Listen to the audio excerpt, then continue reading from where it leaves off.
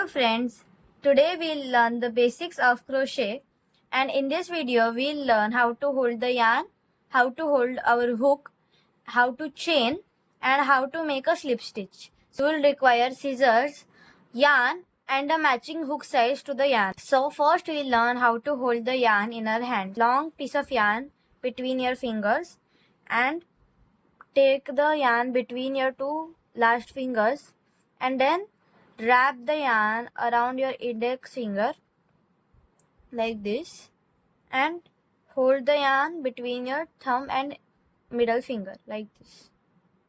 Now let's see how to hold the hook. So these are two ways to hold the hook. Either you can hold the hook like this or you can hold the hook like this. So in this video I will be holding the hook like this to show you how to chain and slip stitch. So let's learn how to make a chain now. So now we'll learn how to make a chain. So first use your finger and grab the yarn like this and just twist the yarn and hold it between your index finger, between your thumb finger and middle finger. Now insert the hook in this loop and take this yarn between the two fingers and just pull that yarn through that loop and tight. This is a slip knot and this will help us to make chains. So this slip knot can also be untied, and I will show you another way to create a slip knot, which is to just insert the hook directly and twist the hook around itself and just take the yarn and pull through that loop.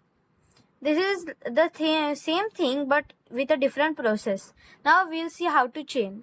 Now as we pull the loop through this knot, we are just going to pull the loop like this through this loop. Means this yarn you can see on the hook is going to be pulled through the first loop.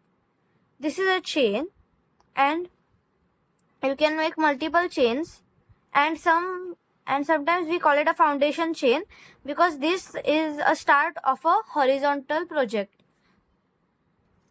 If you want to change the size of the chain, you can either take a thinner yarn or you can vary in your hook size.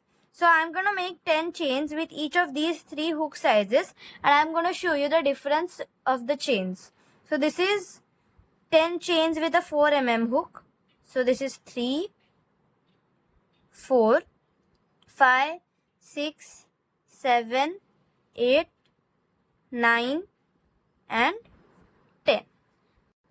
And remember that do not count the slip knot as a chain because you can't work into the slip knot as it is too small. Now we are using a 3 mm hook to do the same thing with the same size yarn. So now we are just going to make the slip knot and we are going to chain regularly. 1, 2, 3, 4, 5, 6, 7, 8, 9 and 10. Now we are going to use a 5 mm hook to make the chains with the same sized wool. Now we'll make a slip knot and we'll make 10 chains. 1, 2, 3, 4, 5, 6, 7, 8, 9 and 10. So this is the 3 mm hook chain, and you can see it is very tight and very delicate like this, and this hook can be used to make very detailed work with this yarn. Now we'll see the 4 mm hooks. So this is a very normal and means the hook that would be best for this yarn, and this hook can create multiple projects with this yarn. And this is the 5 mm hook chain, and this chain is very broad and very loose, and this hook is very useful for sweaters, to make with this yarn. So this is the difference between all of the three hook sizes. This is 3 mm, 4 mm and 5 mm. So you can see the clear difference, which is tighter and which is looser. So I hope you have understand how to make chains. So with the 4 mm hook, I have already made 15 chains because we are going to learn how to make a slip stitch next. So a slip stitch is basically a type of chain, but a little different. So let's see how to make it. Chained 15 here with the 4 mm hook, and now we are going to learn how to make a slip stitch.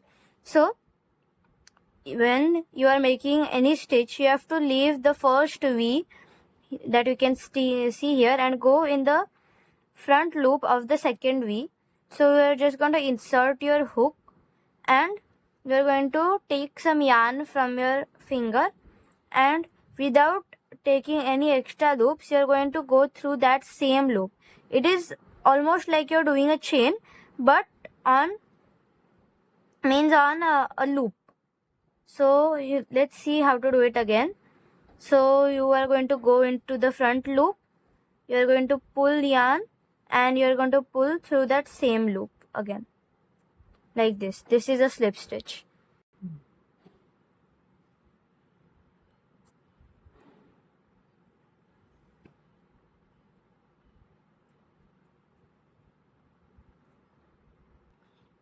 So now when you see two V's, one big one and one small one, you're just going to go in this last or first chain that we did. You're not going to go in the slip knot because the V is too small here, and this is how a slip stitch row looks. So this is our slip stitch row and this is our chain row. So you can see the difference between the slip stitch row and the chain row, because the slip stitch forms these alternating V's and the chain is only a row of one V. So we will see what we can make with the slip stitch. So that's all for today. So we'll meet in the next video. Until that, if you liked my video, please don't forget to like, share and subscribe. Thank you.